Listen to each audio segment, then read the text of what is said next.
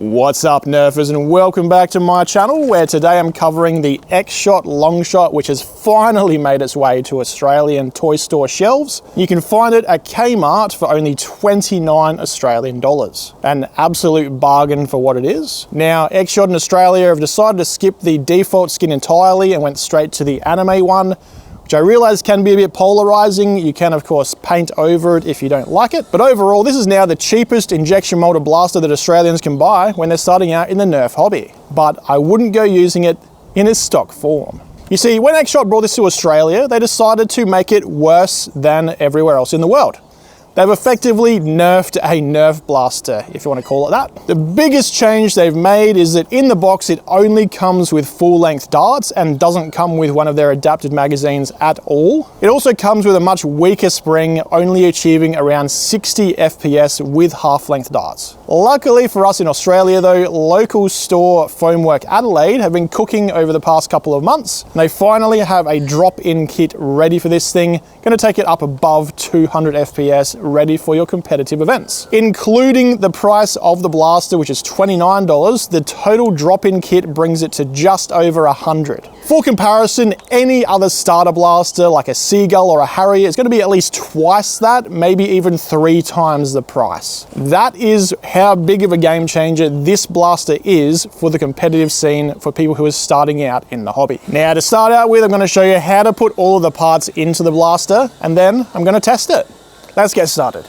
Okay, so in the upgrade kit, you get a replacement plunger tube. The original plastic ones have a history of cracking, so they've included a metal one. You also get an upgrade O-ring set for both ends of the plunger assembly. You get a much stronger spring that is still fairly easy to prime. I think most people could prime this one. You get a longer 40cm barrel and quick swap muzzle piece. Your barrel will look a little different than mine here. This was just one that I cut myself, as they weren't quite ready yet when I filmed this video. How the quick swapping works is you put on an O-ring onto the barrel and tighten down the nut, which then holds the barrel in place using friction. Pretty simple. And finally, to allow this blaster to take half-length worker Talon mags, we have one of the old school Talon adapters that some of you might never have seen before, but we used to use these in our full-length magwell blasters to make them take Talons. You're also going to need 2 things of your own. You're going to need a Phillips head screwdriver and some lubricant. The lube I'm using today is called Inox MX6. It's an Australian brand, which you can find at hardware stores all over the place. Now, to put all of this into the blaster, step 1 is simply undoing all of the external screws. You can ignore the foregrip, but there are more screws under the side panel of the stock, so don't forget those ones as well. Once you have the entire side panel removed, begin by removing the muzzle, then undo one more screw which connects the priming block to the pusher. From here, slide the priming block out the front, as well as the pitiful stock spring. Look at how weak it is compared to the upgrade one. I can press it down with one finger. The upgrade one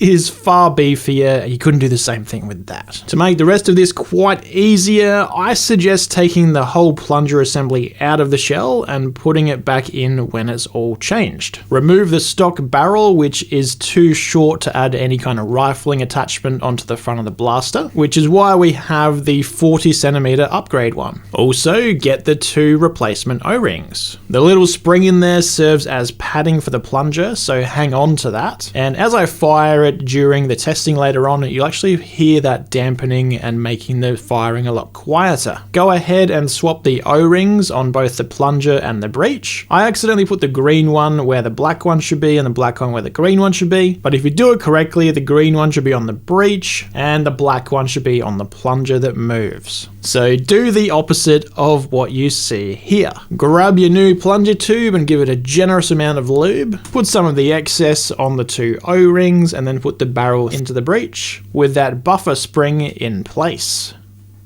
From there, you can simply push it all through the plunger tube from the back. Now we're going to put it all back into the shell, so position the pusher assembly up top, then slot the plunger assembly in the middle, and rotate that plunger so the 2 arms face up and down. Next, slide the spring onto the front of the barrel and put the white priming block back in place. You'll need to apply a little backwards pressure to line up the screw holes with each other when you reattach the pusher arm. We're nearly there. Now put the new quick swap muzzle piece on, making sure to sandwich an O-ring in there. Otherwise, it's not going to hold onto the barrel tight enough and it'll just fall out. Alternatively, you could glue the barrel into the breech itself if you don't care about the quick swapping. I did find the muzzle piece a little lacking in how hard it holds onto the barrel. You can physically just pull it out if you try hard enough. For one final tip, you can choose to remove the ratcheting breech lock if you'd like to. It will make the blaster a little bit quieter to prime if you do. All you'd need to do is cut this piece off and discard it. I decided to keep it though, as it will help hold the breech closed if you tilt the blaster up in the air. With that mentioned, all that's left to do is put the two halves of the blaster back together again. Make sure to align the safety switch so it goes through the shell, and then just do up all the screws like you did in reverse. And you're good to go. Alright, so now that I've got the blaster fully upgraded and assembled, there's a couple of things I want to show you before we get to the testing. So the reason we went with a longer barrel is so that we could add some rifling up the front to increase the accuracy. Up the front here, I've added a ZWQ BCAR, which is available at the link down below. But Foamwork Adelaide also sells some nice plastic $20 rifling attachments, which will also give you a similar boost in accuracy. Also, because Xshot didn't include their half-length dart adapter, we are using a worker Talon adapter instead, which has the downside of not working with this forward mag release. So the only way to remove your magazines is to hit this rear lever and pull down. With that covered, let's see what the new, most affordable injection molded blaster in Australia can do. Starting out with the velocity test, I've got 3 different types of darts I'm going to include in our testing today. The first one is your worker bamboo that weigh 1 gram each, so standard weight darts. Got heavier 1.3 gram saber darts. And then we've got the included full-length darts, just to give you a comparison of perhaps why we use half-length darts these days instead of full lengths. Starting out with the standard 1 gram darts, let's see what they're doing over the cheapest Australian injection molded blaster. 257, 259. Listen to how quiet that is when it fires too. 263. 260, 264. I think it has to do with that spring that's in front of the plunger when it hits. Just pads it a bit. 264, 262, 267, 264, 269, 263, 266, 261, 263, 262. That's all 15 darts. It also helps when you dry fire it like that, that buffer spring that is quieting it also helps to reduce any damage that you might induce on the blaster. Now we've got our heavier darts from Sabre. These will go a bit lower, but they tend to go further as well. 212, 203, 211, 216, 178, 219, 226, 227, 227, 217, 229, 227, 227, 190, 230, and that's all 15. Now I can take the adapter out of there. I'm going to put the full-length darts in. Let's see how the full-length darts do out of the upgraded Xshot Longshot. 227, 228, 245, 254, 247, 245, 248, 239, 242, 253, 245, 244. I was expecting those to have way more friction than that. They're actually shooting hotter than I thought. It'll be very interesting in a moment to see how these do for accuracy against the half-length darts. Over the chrono, standard 1 gram darts average 262 feet per second, with a very consistent standard deviation of 3. And this is all with a rifling attachment in the front, adding a little bit of friction. The 30% heavier darts average 215 with a less consistent standard deviation of 15, and the included full-length darts averaged a surprising 243 feet per second with a standard deviation of 8. I'm actually quite impressed with the velocity of the full-length darts, considering the extra friction they'd have in the barrel and the rifling from having longer foam. It's also worth mentioning that if you want higher power than this or lower power, you could also source some alternative springs from elsewhere that would suit this blaster. But with the chrono testing completed, let's see how the 3 different dart types perform in the accuracy test. Okay guys, for the accuracy test today, shooting at this 1 meter diameter round target from 30 meters or 100 feet away. Starting off, I've got the half-length adapter in there, so I'm going to use the worker darts to begin with. That's these ones here that weigh 1 gram each. Let's see how they do.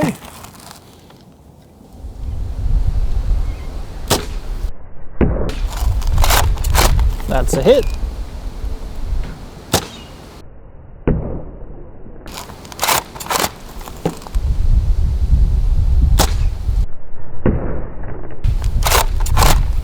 Not bad for worker darts.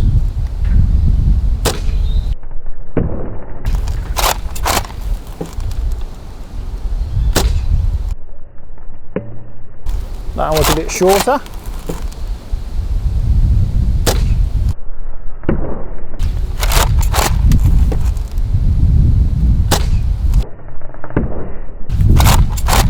Yeah, some of these are going a bit lower on the target.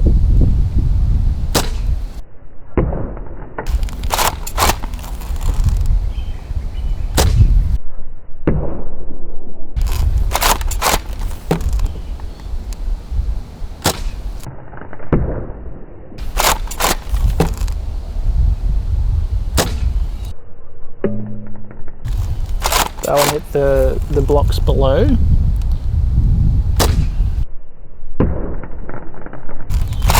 But most of these are going up around the center of the target, which for worker darts out of the cheapest injection molded blaster you can get, that's pretty impressive.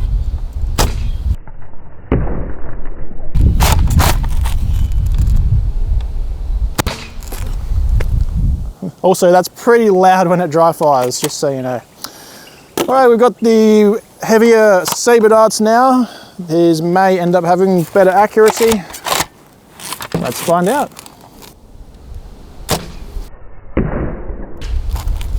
That's a hit.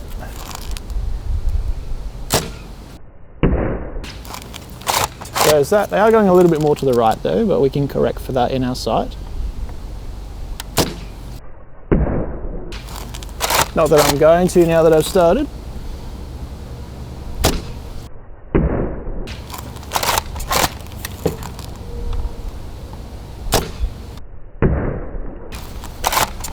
That's a pretty tight grouping. I'll look a little bit more to the left.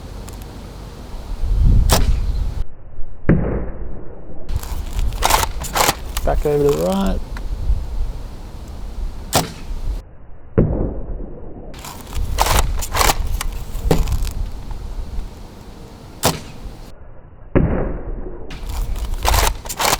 I mean, the worker darts were pretty good, just had some drop short. So hopefully none of the saber darts do that.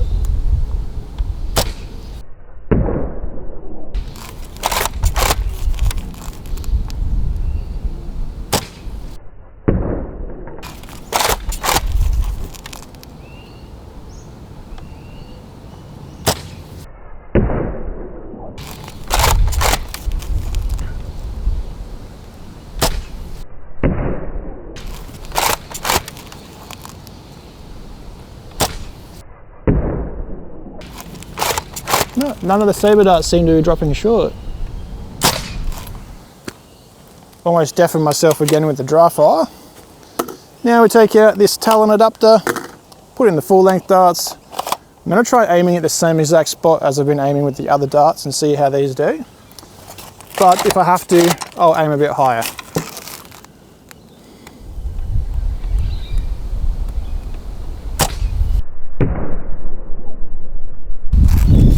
Well, it's hitting about the same as where the saber darts are actually.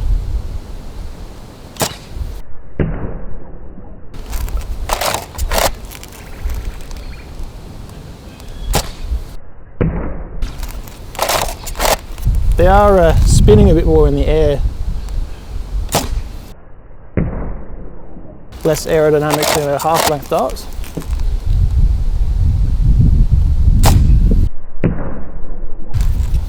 But they're still impacting within a pretty tight group.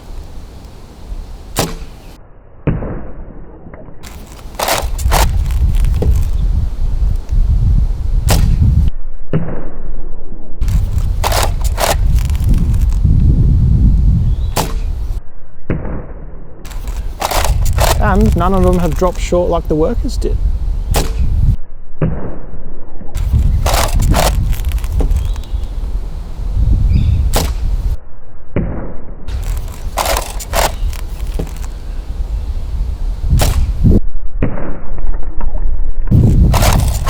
I think these are going to look pretty similar to the sabers, to be honest.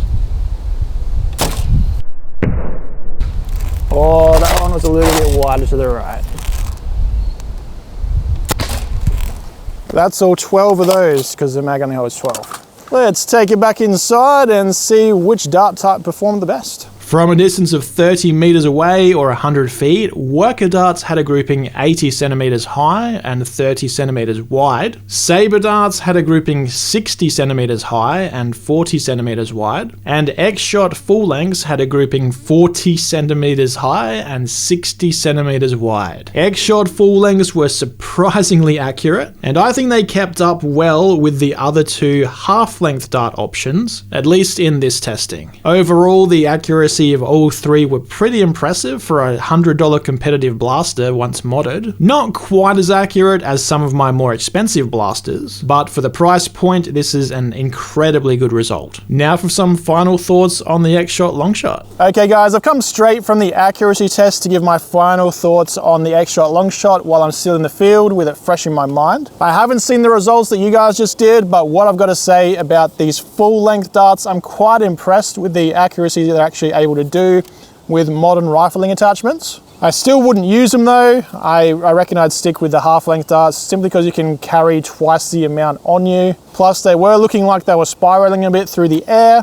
So I think at a further range, they may lose their accuracies quicker than a half-length would. As for the blaster itself, it is absolutely a steal to get this for 29 Australian dollars off the shelf at Kmart. And then for a total build of just over $100 with those parts from Foamwork Adelaide, you have a competitive blaster that's shooting that kind of accuracy from 30 meters away. You could of course put an even stronger spring in this if you want to. This has a very manageable prime with the Foamwork Adelaide spring. I think most people that are in the age range that would come out to a competitive game would easily be able to prime this thing all day long. It's also very quiet when it actually fires. The loudest part is actually the ratcheting system that I left in this to keep the breech closed.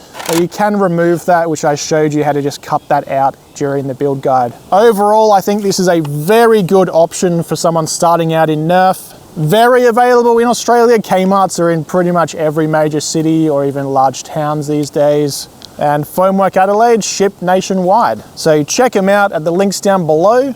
That's all I have for you guys today. Like, comment, subscribe, and all of that. Here's 2 other videos you might enjoy. And as always, thank you very much for watching. And I'll see you on the next one.